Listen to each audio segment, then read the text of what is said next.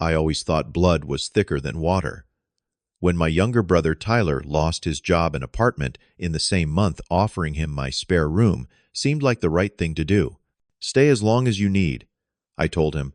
"Just follow basic house rules." His grateful smile convinced me I had made a good decision. 6 weeks later, I came home to change locks, and a girlfriend I barely knew answering my door with a typed list of conditions for entering their apartment. Sometimes the people closest to you can blindside you the most. Before I dive into this story, drop a comment letting me know where you are watching from. Hit that subscribe button if you want more real-life family drama stories that might just save you from making the same mistakes I did. I have always been the responsible one in our family.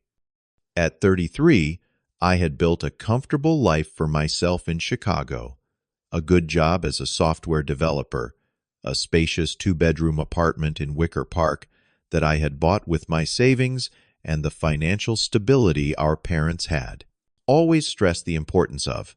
My younger brother Tyler, 28, had taken a different path. Where I was cautious and planned for the future, Tyler lived in the moment. His charisma and easy smile had always gotten him out of trouble growing up. He bounced between jobs in sales and hospitality, usually making good money but spending it just as quickly on experiences, gadgets, and impressing whatever girlfriend he had at the time. Despite our differences, we had always been close. Our parents divorced when I was 12, and Tyler was 7, leaving us to rely on each other during weekend visitations and holiday splits. Those shared experiences created a bond that survived even our most heated disagreements. When Tyler called me on a Tuesday night in March, his voice lacked its usual confidence. "Jonathan, I lost my job today. Budget cuts at the restaurant. And my landlord just sold the building. New owners are converting to luxury condos. I have 30 days to move out." My heart sank for him. The restaurant management position had been the longest he had ever held a job, nearly 2 years, and he had seemed to be finding his footing. "What are your options?" I asked already, knowing where the conversation was heading. "That is the thing," Tyler sighed. "I have been putting everything into this classic Mustang I have been restoring. My savings are pretty much wiped out." The responsible part of me wanted to lecture him about priorities and emergency funds. Instead, I heard myself say, "I have that spare bedroom. You can crash with me until you get back on your feet." His relief was audible. "Really? You are a lifesaver, bro. I promise it will just be for a couple months max, just until I find a new job and save for a deposit on a new place." We discussed the arrangement further. I would not charge him rent for 3 months, giving him time to find work and rebuild his savings. In return, he would help with groceries when he could keep common areas clean and respect my space and work schedule. I often worked from home and needed quiet during business hours. "I totally get it," Tyler assured me. "You will barely know I am there." 2 weeks later, Tyler moved in with 4 duffel bags of clothes, his gaming console, and endless gratitude. The first few weeks went smoothly. He kept his room tidy, was quiet during my work hours, and even cooked dinner occasionally. We fell into an easy routine reminiscent of the summer we had shared an apartment during college. I met Megan about a month after Tyler moved in. He had started dating her just before losing his job. They had met when she came into his restaurant. She was attractive in a carefully maintained way. Long blonde hair, immaculate nails, designer clothes that seemed slightly beyond what a retail assistant manager should afford.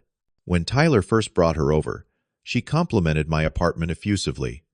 "This place is amazing," she gushed, running her hand over my granite countertops. "That view of the city is to die for. You must be doing very well for yourself." Something about her interest in my apartment made me uneasy, but I dismissed it as her trying to make a good impression. Tyler found a job at another restaurant 3 weeks after moving in. Not management this time, just bartending, but it was something. He started coming home late, often bringing Megan with him. I would wake up to find her eating breakfast in our kitchen, using my expensive coffee maker, her makeup and toiletries gradually appearing in our shared bathroom.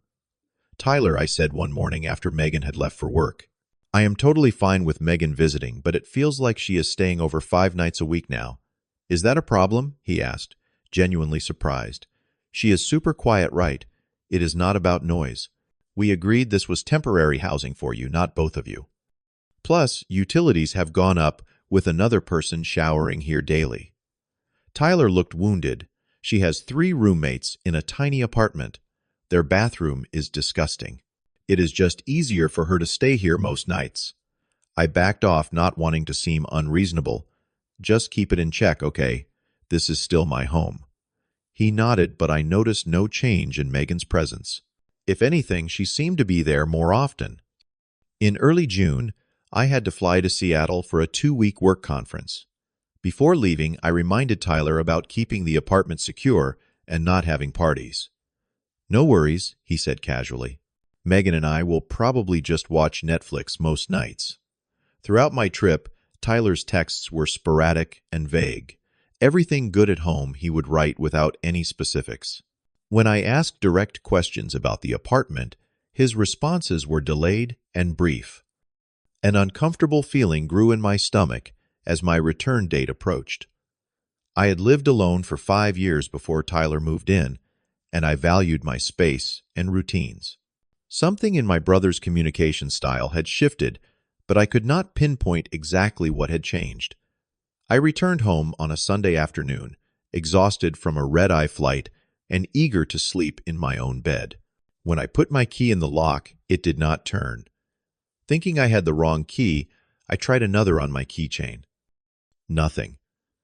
I stepped back, confirming this was definitely my apartment number. I called Tyler, who did not answer. After 3 attempts, I texted outside the apartment. My key is not working. Let me in. 5 minutes passed before the door opened, not to reveal Tyler, but Megan dressed like she had been living there for months. "Oh, you are back early," she said, though I was right on schedule. "My key does not work," I said, stepping inside and noticing immediate changes. My minimalist living room now featured throw pillows, candles, and unfamiliar blankets. The art on one wall had been replaced with framed photographs of Tyler and Megan. "Yeah, we had to change the locks," she said casually. "There was an attempted break-in at the building next door. Tyler meant to get you a new key." Before I could respond to this obvious lie, my building had excellent security, and any lock changes would require management approval.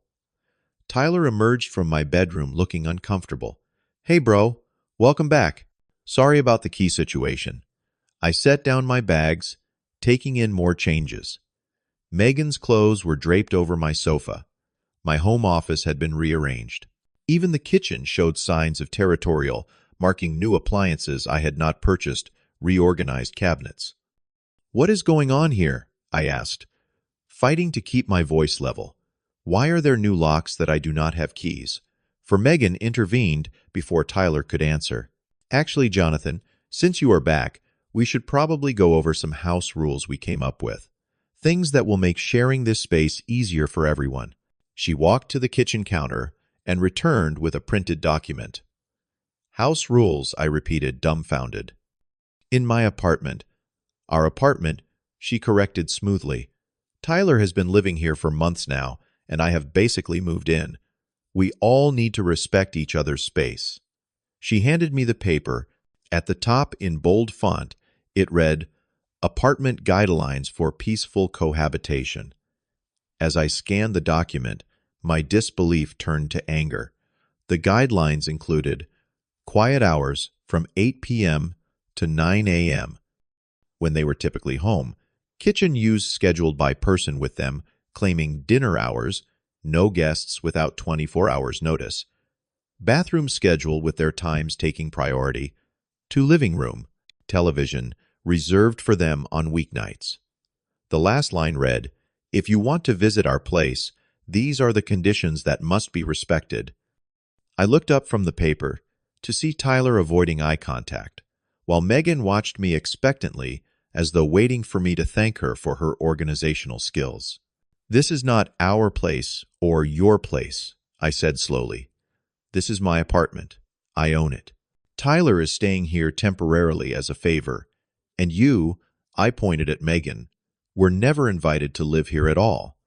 Megan's expression hardened. "Tyler invited me, and possession is 9/10 of the law. We have established residency here." Tyler finally spoke up, though his voice lacked conviction. "John, be reasonable. We are just trying to make this work for everyone. Megan has already given up her apartment." The realization hit me like a bucket of ice water. This had been planned. While I was away, they had systematically taken over my home, assuming I would be too conflict-averse to do anything about it. "I need some air," I said, grabbing my phone and wallet. "When I come back, we are going to have a serious conversation about this." As I turned to leave, Megan called after me. "Do not forget your copy of the rules." I let the paper fall to the floor as I walked out, my mind reeling from the audacity of what had just happened. In the span of 2 weeks, I had somehow become a visitor in my own home. I walked for hours through my neighborhood, trying to process what had just happened.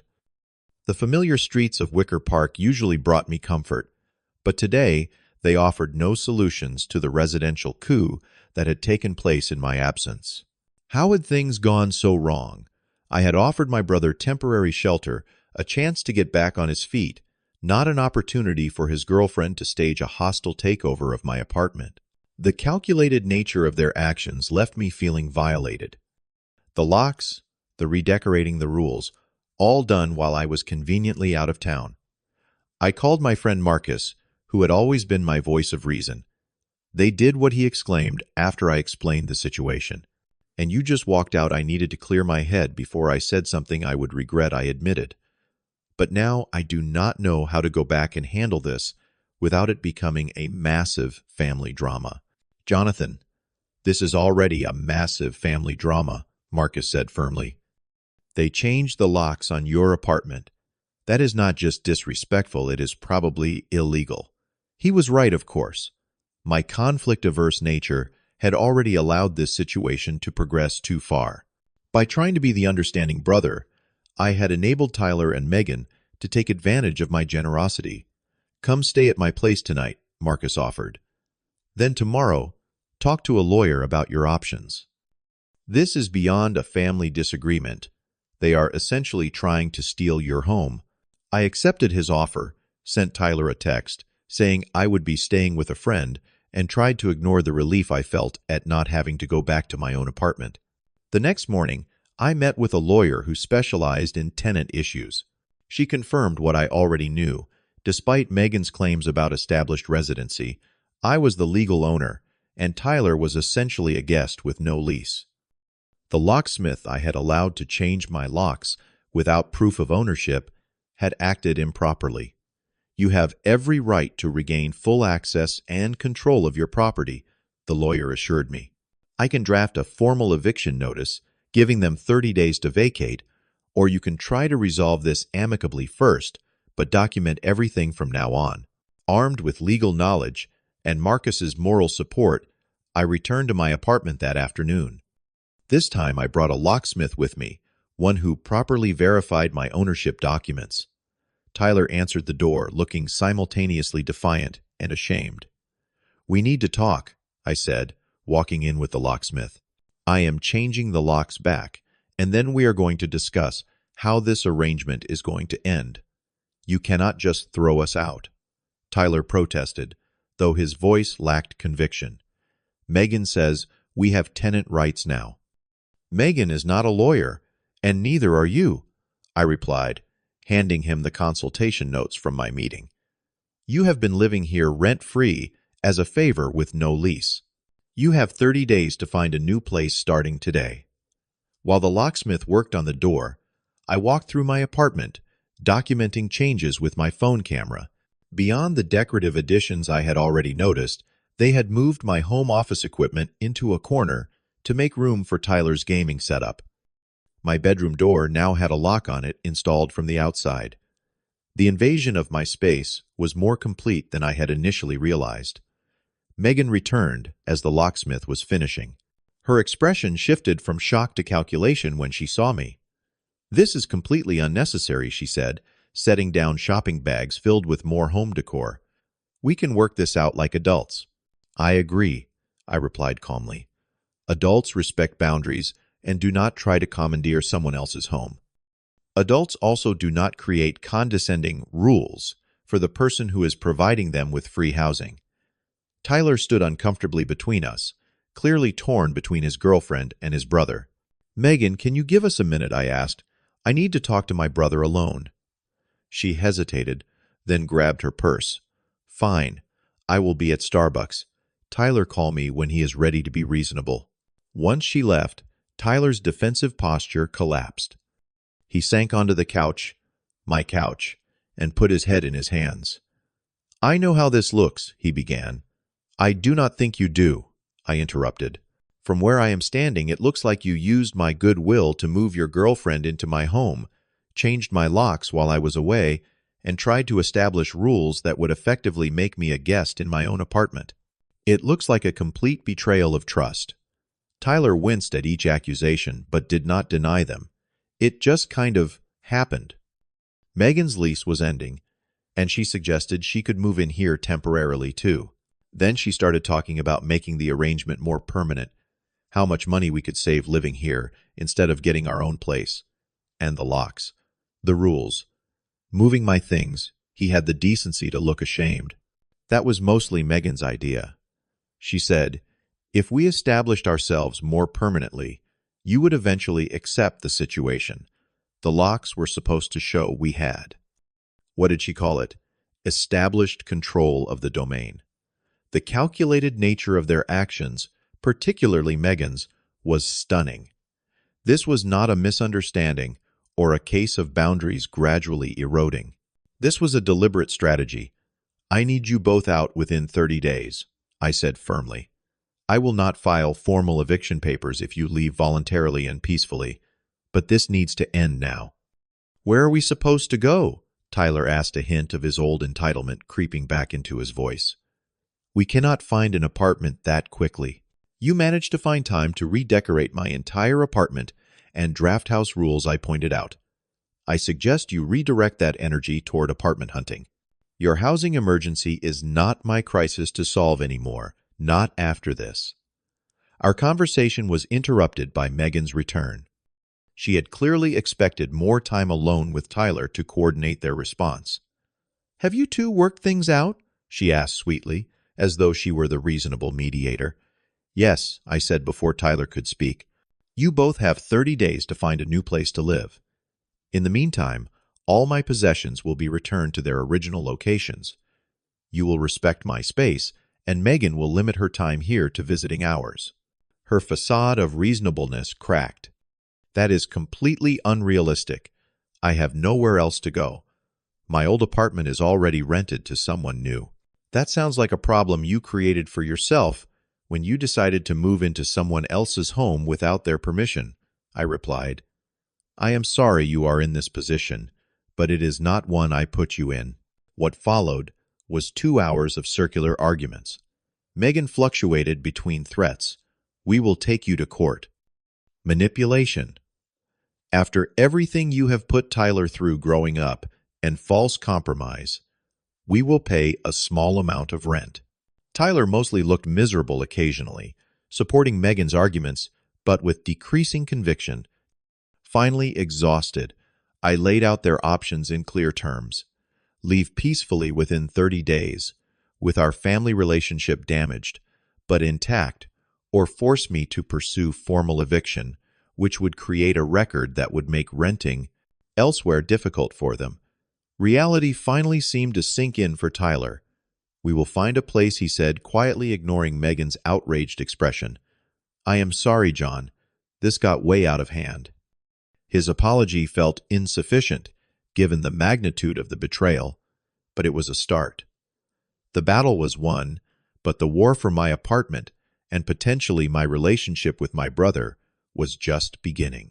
The next 30 days were some of the most tense and uncomfortable of my life.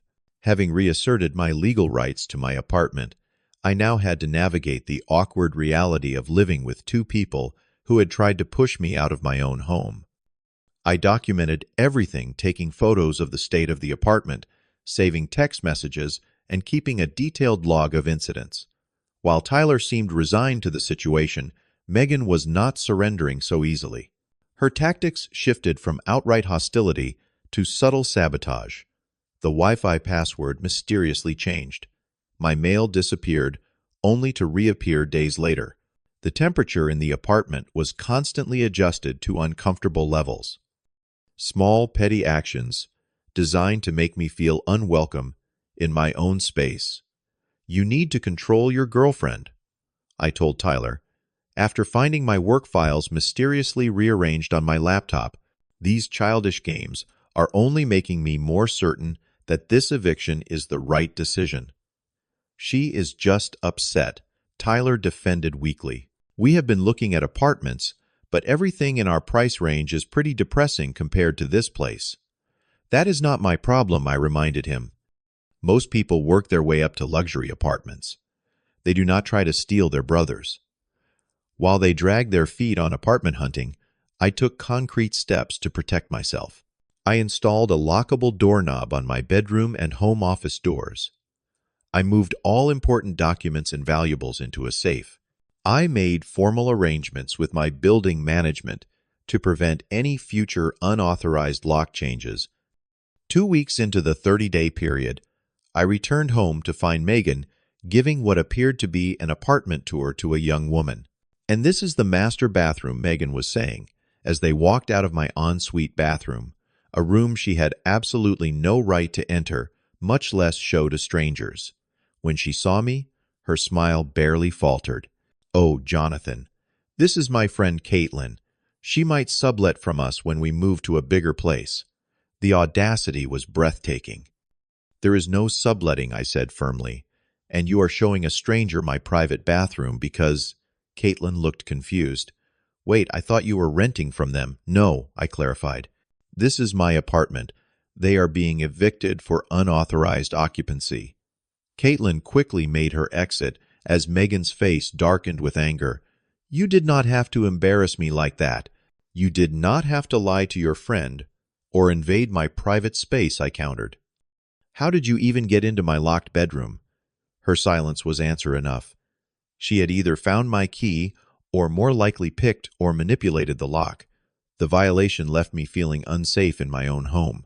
That night, I called a family meeting with just Tyler and myself. Megan was out with friends, giving us a rare opportunity to speak brother to brother. "This has to stop," I told him. "Megan is escalating things instead of accepting reality. I am genuinely concerned about what she might do next." Tyler looked exhausted. The strain of being caught between his girlfriend's schemes and his brother's justifiable anger was wearing on him. "I know," he admitted. "This is not what I wanted. I never meant for any of this to happen. But you let it happen," I pointed out. "You chose to prioritize Megan's comfort over respecting my home and our relationship." He nodded slowly. "I messed up. Badly. But, Jonathan, I do not know how to fix this now. She is convinced we can still turn this around somehow. You can start by actually looking for an apartment instead of hoping I will change my mind," I suggested. "And you can stop enabling her behavior. Every time you stand by silently while she oversteps, you are choosing her side." Something in my words seemed to finally reach him. The next day, Tyler announced they had scheduled viewings at 5 different apartments. Megan was notably sullen about this development, but for the first time in weeks, I felt cautiously optimistic. 3 days later, I returned from a grocery run to find my apartment in chaos. Dresser drawers had been emptied onto the floor, cabinets stood open, and it appeared that someone had conducted a frantic search through my belongings. Megan sat on the couch, arms crossed, while Tyler paced nervously. "What happened here?" I demanded, setting down my groceries.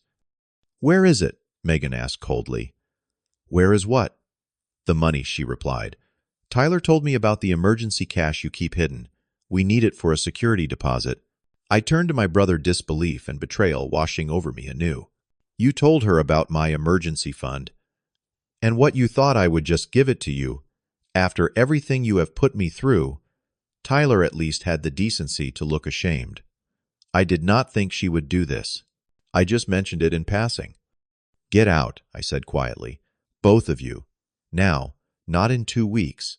Today, you cannot legally, Megan began. Try me, I interrupted.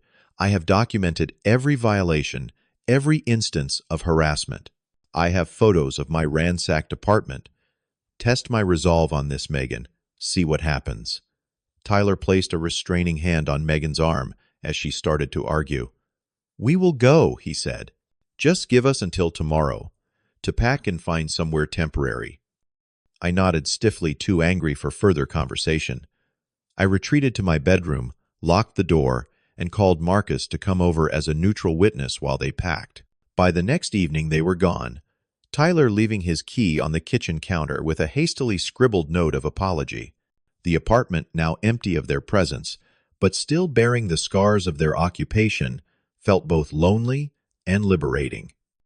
I changed the locks one final time, ordered a thorough professional cleaning, and began the process of reclaiming my space, both physically and emotionally. The transition from invasion back to peace was not immediate. For weeks after Tyler and Megan left, I would come home and tense up, half expecting to find them in my living room.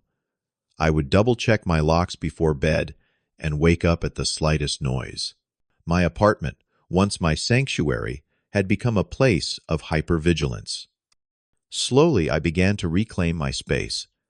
I repainted walls that Megan had decorated with decals. I rearranged furniture to erase the memory of their configuration. I replaced items that had been damaged during their stay and their chaotic departure. Each change helped restore my sense of ownership and security. Tyler's attempts at communication were initially met with my silence. The betrayal cut too deeply for quick forgiveness. He had not only violated my home, but had revealed fundamental flaws in our relationship. His willingness to prioritize a girlfriend's schemes over his brother's generosity, his weakness in standing up for what was right, his inability to recognize when he was being manipulated.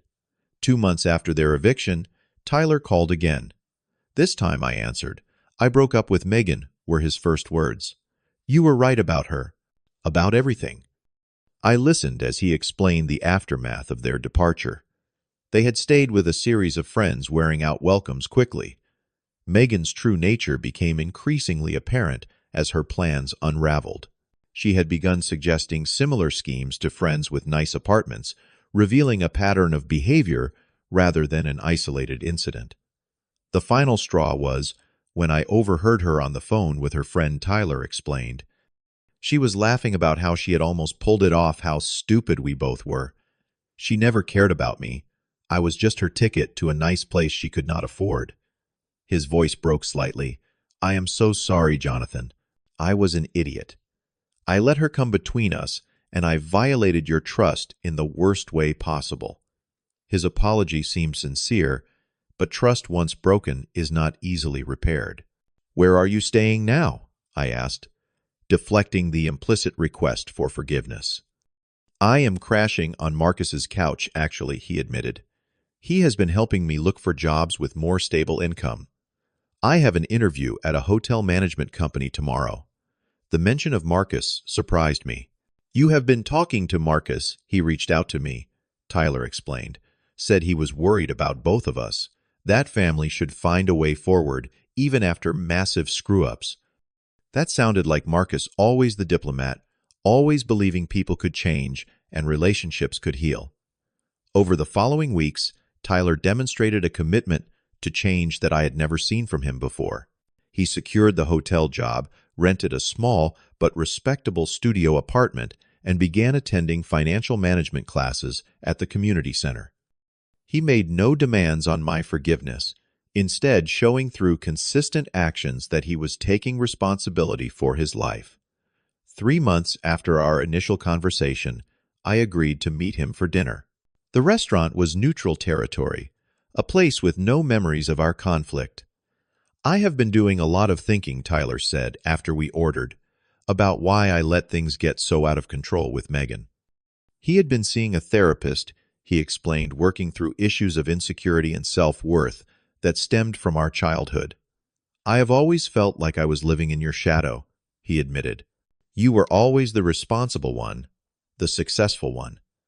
I think part of me liked the idea of taking something from you, your apartment, to prove I could have the same things. His self-awareness was new, and while it did not excuse his actions, it helped me understand them better. I never saw it that way, I told him. I never thought less of you for taking a different path. I know that now, he nodded, but it has taken a lot of work to really believe it. As we talked, I realized my own role in our dynamic. My help had often come with unspoken judgment. My generosity, while genuine, had reinforced our unequal relationship. I had treated Tyler like someone who needed saving rather than supporting. 6 months after the eviction, Tyler came to my apartment for the first time since leaving. He stood awkwardly in the entryway, clearly remembering his last chaotic exit. "I like what you have done with the place," he joked nervously, noticing the completely different furniture arrangement and color scheme. "Needed a clean slate," I explained, gesturing him inside. We spent the evening playing video games like we used to as teenagers, the familiar activity helping ease the lingering tension. Before leaving, Tyler handed me an envelope. "What is this?" I asked, opening it to find a check. "Repayment for the damages," he explained, "and the extra utilities cleaning costs. I have been putting aside money each paycheck. It is not everything yet, but I wanted to start." The amount was significant for someone on his salary, a tangible representation of his commitment to making amends. Our relationship began to heal different, but perhaps stronger, for having been broken. We established clear boundaries. Tyler would not ask to stay with me again, and I would stop offering unsolicited financial advice. We would relate as equals, each respecting the other's independence and choices. A year after the apartment takeover, I helped Tyler move into a one-bedroom apartment he had found on his own, a significant upgrade from his studio. As we carried boxes up the stairs, he stopped suddenly. "You know what I realized," he said. "This is the first place I have gotten entirely on my own. No help, no shortcuts, no schemes. Just me working and saving and doing things the right way." The pride in his voice was earned, and I felt a matching sense of pride as his brother. "It looks good on you," I told him. Independence. As I settled back into my own apartment that evening, I reflected on the painful but ultimately valuable lessons of the past year. I had learned about setting boundaries, even with family. I had learned that helping others requires respect, not just generosity. Most importantly, I had learned that true family relationships can survive terrible breaches of trust if both people are committed to healing and growth. Have you ever had a family member take advantage of your generosity? What boundaries did you set afterward? Share your experience in the comments below. If this story resonated with you, please hit that like button and subscribe to hear more real-life lessons about family trust and personal growth. Sometimes the hardest boundaries to set are with those we love most, but as this journey showed, they can be the most important for healthy relationships. Thank you for listening, and remember to protect your space, both physical and emotional, even when it feels uncomfortable to do so.